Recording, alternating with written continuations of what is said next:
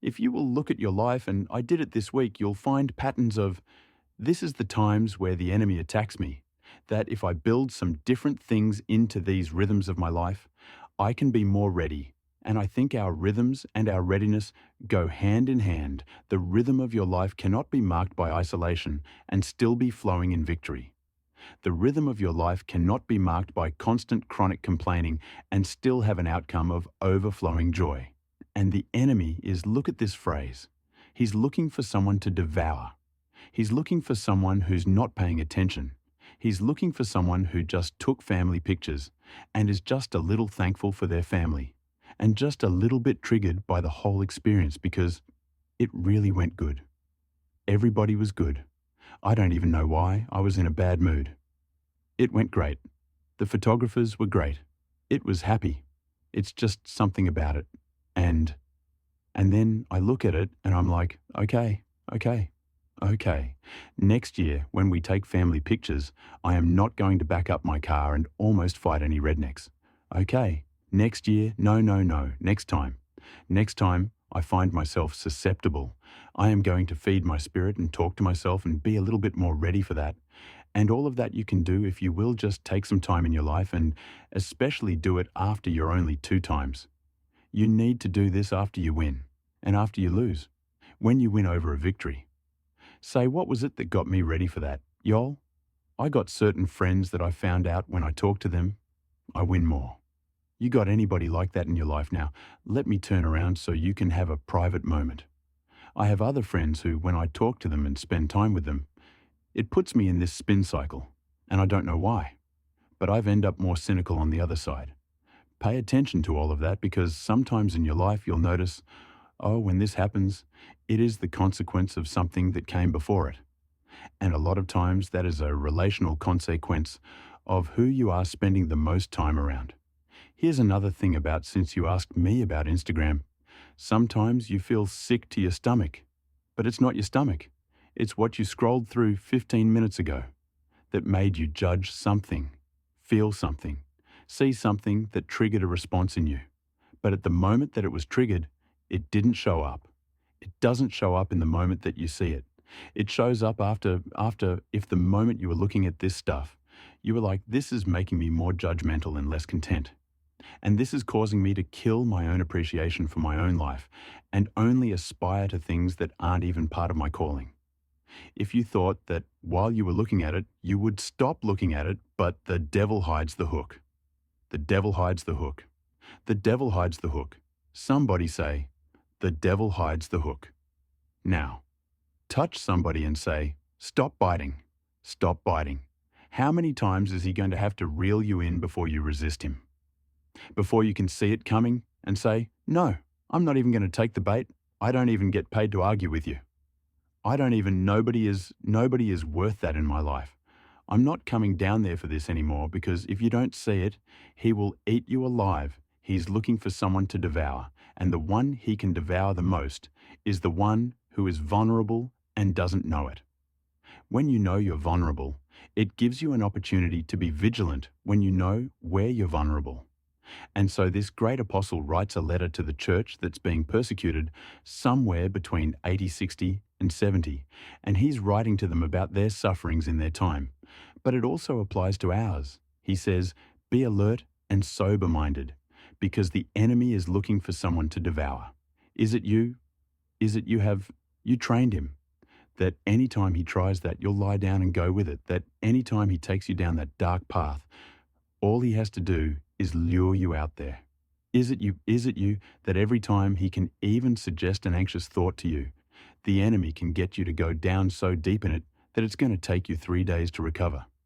Is it you that if he can make you a little uncomfortable about something, you will reach for something to feel instant relief that is going to bring you an after effect that's going to cause you to be in captivity? Is it you? If you're not paying attention to the patterns in your life, you are easy prey for the enemy. You got to get into spirit-led reflection, where the Holy Spirit takes you back through your day and shows you ways that you can handle things next time, not so you can blame what happened in your day or in your life, but so that you can beat it next time. Because there will be a next time. There will be a next time if the devil hadn't messed with you. Good news, you can practice this message very soon.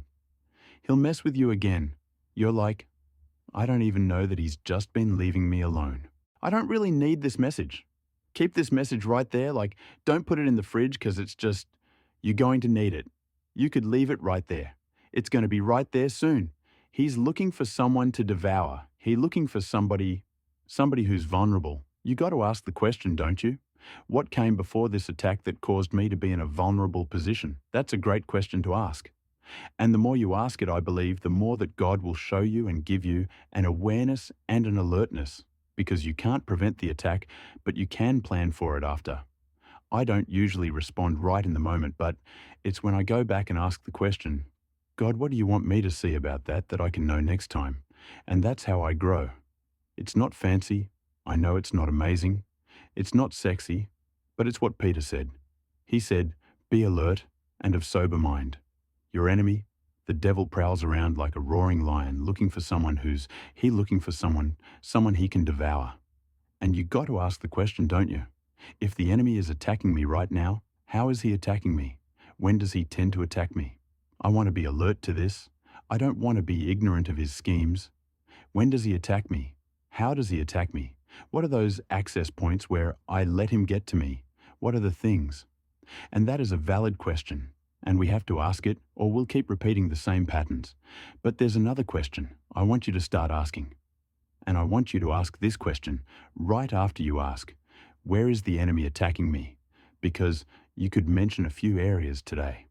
I know you could. If we passed the mic around and you were honest and weren't scared of being judged, you could name a few places he attacks you.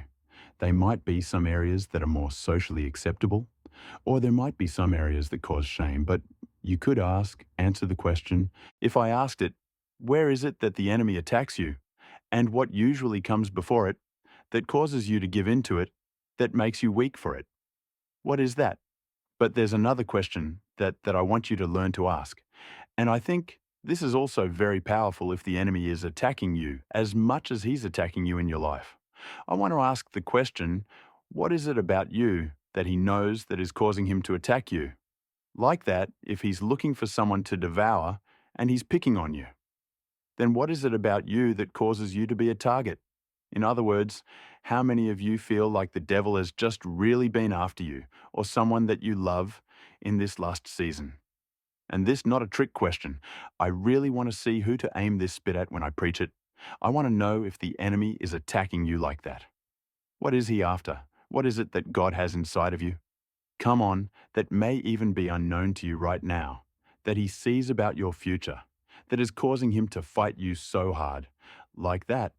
What is this spirit of heaviness that's been on you lately really about? See, because I know on the surface we tell ourselves, well, the reason I'm depressed is because I just suck, because I'm not much, because I don't have the resilience, I don't have the fortitude, I don't have the moral character.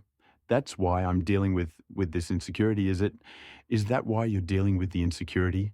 Because you're really a nobody? Or is the devil looking for someone who has something that they don't see the true value of yet, so that he can catch you in your vulnerability, so that you never see your true value, so that you never do what God gave you to do in the earth? What's he after? What's he after? If you've been discouraged, really discouraged, and down in your soul lately, and you've been thinking, that must mean that my best is behind me. Is that really true? Or is there something, I'm just curious, is there something so significant in the next stage of your life, and you can't see it?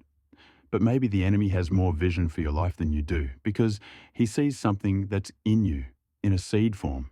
And if it ever comes forth, if it ever gets watered, if it ever gets light, if it ever gets full grown, it's going to spread out and bear fruit and touch lives and change the world. Hey, thanks for stopping by my YouTube channel. I hope you were blessed today. If you were, share this with somebody and subscribe and leave me a comment. Let me know where you're watching from. What we can pray for you about hope, to see you back here again really soon.